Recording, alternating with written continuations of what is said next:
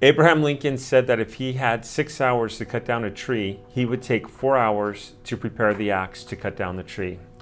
I want to talk to you today about habits and some habits that have helped me be very successful in business. But before I do that, if you have not subscribed to my channel, go and click the link down below, click the notification link, and I'll see you in the video. When I first got involved in business, there are some things that I've learned and some great books that I've read. One is called The Slight Edge by Jeff Olson, which I absolutely love. But one of the challenges I had was to read 10 pages every day, which doesn't take long at all, but starting to read 10 pages every single day. If you do that, you're going to read over 3,600 pages per year. And if you do that, that's equivalent to 12 to 15 books a year you're reading just by taking 10 minutes a day and reading, which seems small, but if you make this a habit, you're going to start educating yourself and it's going to help you learn and grow in your business, which it has helped me. And if you take these little habits, they eventually compound after a while. So 10 pages a day that you're reading. Your health. If you're drinking a Coke every day and you say to yourself, I'm going to eventually start drinking water, you're not going to see any bad health effects from one day of drinking a Coke. But if you drink a Coke every single day for a year, you're drinking 365 Cokes, your body's digesting all that sugar, your weight and everything's going to be affected by it. Where if you're drinking a glass of water, again, in one day, you're not going to see an effect of it, but 365 extra glasses of water a year, you're going to see a huge effect on that, and your body's going to replenish itself. What I've noticed is that when I've been in business, is I've done some health changes in my life, like fish oil, eating a little healthier, and things that I need to work on still, but being a little healthier, I feel better about myself. When I'm on the phone and I'm doing business and I'm feeling better about myself, it helps motivate me and it helps me to be able to close the deals that I'm trying to close because I'm motivated and I'm more energetic, and you need that in your business. Another thing in business is when you look at the failure curve and you look at the success, 5% of people succeed, 95% of people fail. Why is that?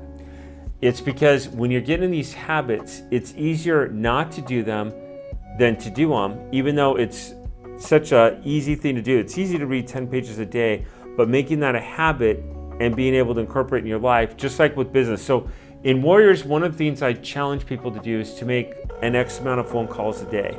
And if you're consistent at doing this, you're going to see results. It might be tomorrow, it might be the first day, it might be day 5, and you're going to learn from these results, and it's going to be that compound effect, and they're going to keep on going, and you're going to get better and better results. So a couple things I've seen with people in this, and actually then pulling the trigger. And you're developing these habits. You also have to bring the business habits into your business. In real estate, I had a guy in the real estate club that I led who would always tell me what I was doing wrong. And I would send out postcards, and what I would do is I would do a little niche, and I would make it a habit to send so many postcards every couple months to people that had equity in their houses, that had owned their houses after 10 years. And all I would say is, I'd like to buy your house at 123 Main Street. Call me if you're interested in selling. And from a batch of roughly 700 to 900 postcards that would go out, I would probably get 5% of phone calls, and I would close 3 to 4 deals on a good batch, which would more than pay for the batch and more than pay for itself. And this guy in my real estate club would always tell me that he was going to make a better postcard and that he was going to do something better, but he would never take action on that. Ironically, he bought tons of properties for me, or when I had these properties and I was selling them out, wholesaling them, he'd be right in line for one of the investors or buying one of these properties, but he would never actually end up doing the postcards or doing what he said that he was going to do. Same thing in Warriors, in surplus funds. We call ourselves Warriors. It's our tribe nickname that we have within the group. I had a woman who was in our program, and she would not pull the trigger and make a phone call. And in the coaching sessions I had with her, I made a couple phone calls with her, got a couple of strong leads, we were looking for a guy with surplus funds. We got a hold of his employer. We didn't tell him why we were calling. We just said, hey, can you have him call us at this number? But she would not make a phone call. She perfected her CRM, which is important to do. Then she was going over the list. Then she was making sure the list was current with the county. And every day I talked to her, she was doing something to make sure that everything was ready to go. So I'm not going to say her name on here. I almost did, but I just challenged her and I said, I'm going to be really real with you as your coach. And when I told her that she was never going to make a phone call, she went off on me. She told me off and told me that I was misjudging her and that she had every good intention. And I told her, I said, you know what, I could tell you what you want. I could be the cheerleader, or I could tell you like it is. And unless you make the phone call, at this point, you've been in the program for X amount of weeks, you've not made one phone call. You're always giving me reasons on why you're not going to make it. I'm trying to help you with your business.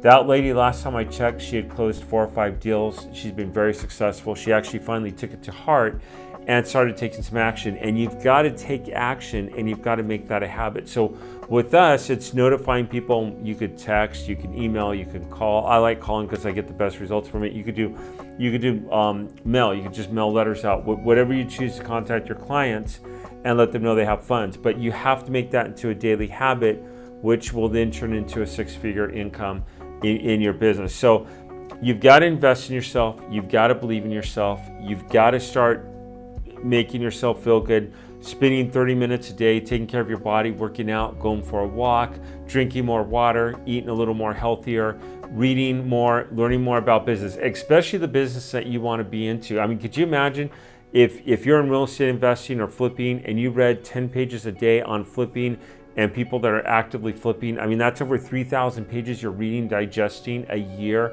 on real estate flipping. Can you imagine how much knowledge you're going to gain on that and the insights you're going to have on that? So it's investing in yourself, and these small habits add up and they lead to success. I have found this. I used to not read at all. I'm now reading every single day. I love it.